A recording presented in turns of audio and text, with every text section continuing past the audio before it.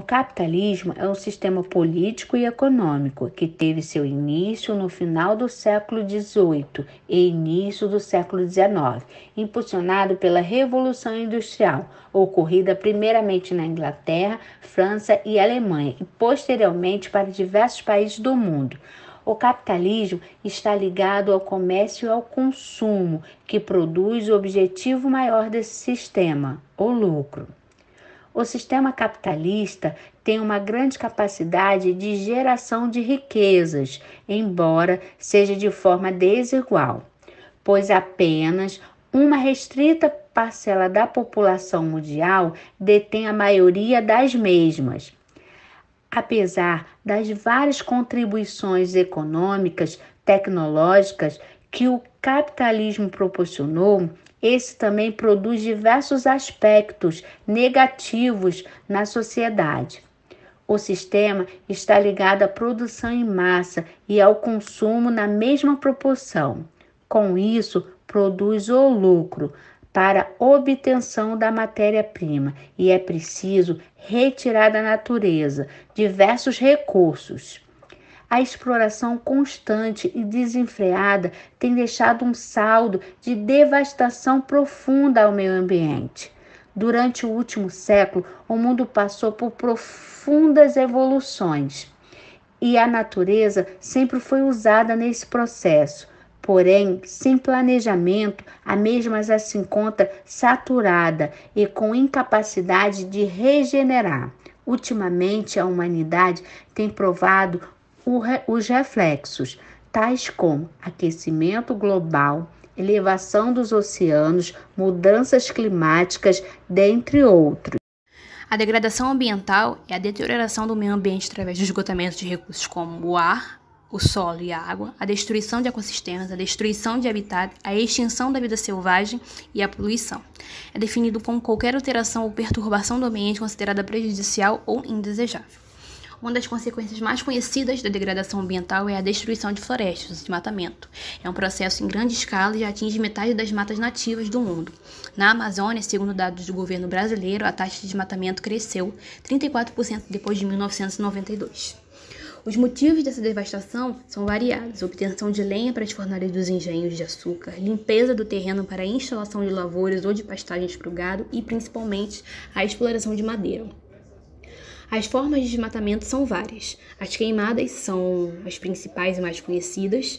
Queimadas essas de extensas áreas para a prática da agricultura e pecuária, a expansão dos centros urbanos, a construção de estradas e a implantação de grandes projetos agrominerais e hidrelétricos também motivam as devastações. As consequências do desmatamento também são bem grandes.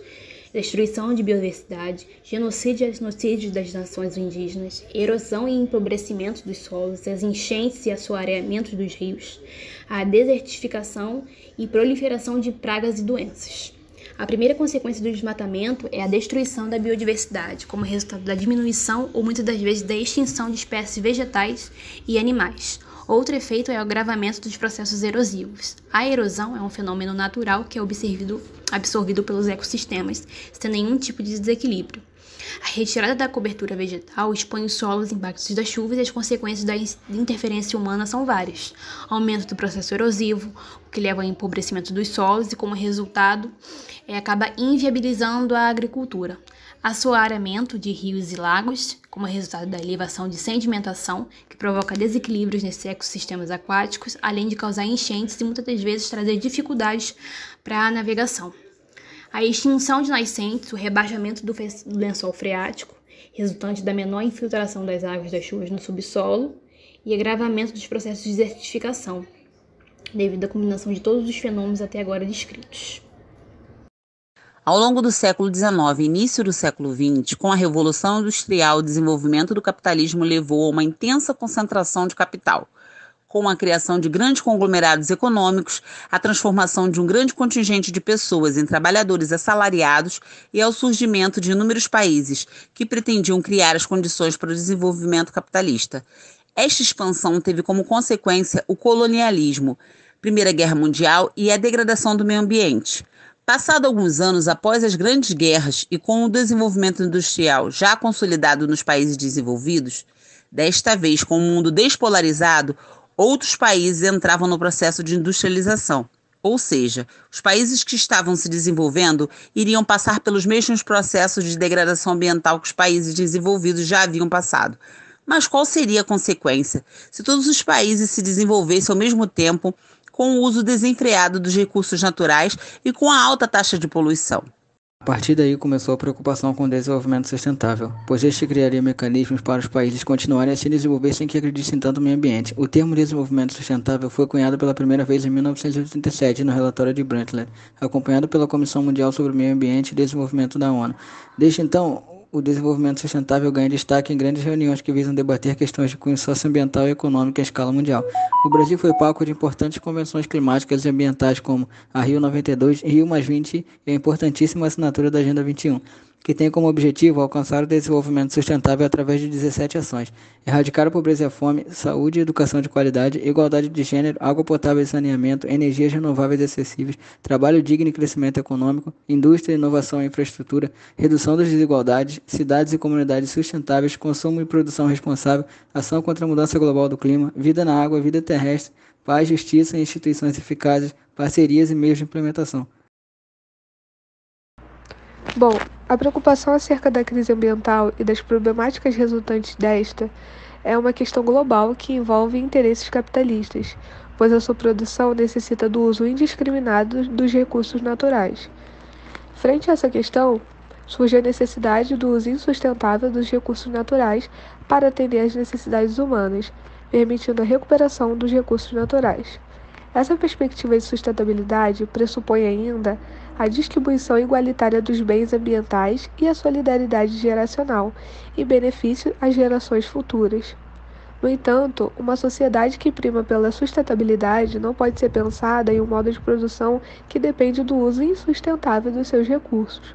Os aspectos da qualidade de vida da sociedade e as formas que ocorrem com as articulações políticas em torno dos serviços socioambientais possuem conexão com a área ambiental sem dúvida, como o saneamento, a moradia, o trabalho, a alimentação, a educação, o transporte, lazer e entre outros.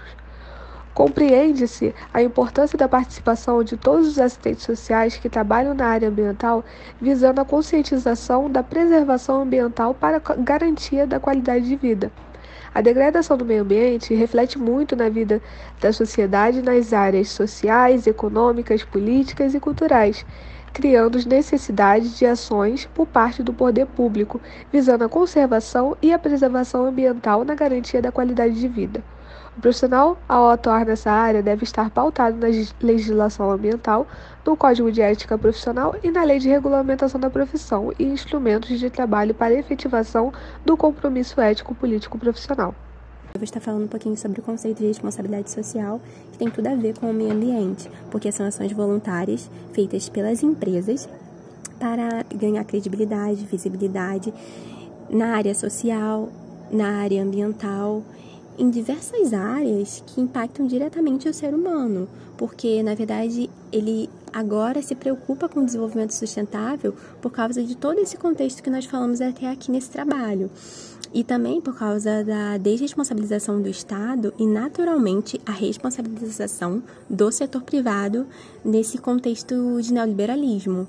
Então, a empresa ela passa não só a ter atitudes esporádicas, mas ela passa a ter um código de ética mesmo que se preocupa com o meio ambiente. E aí o assistente social ele entra dentro desse espaço socioocupacional porque ele tem essa visão totalitária, ele entende sobre o meio ambiente, sobre o capitalismo, sobre os impactos desse sistema e ele pode fazer várias práticas dentro disso.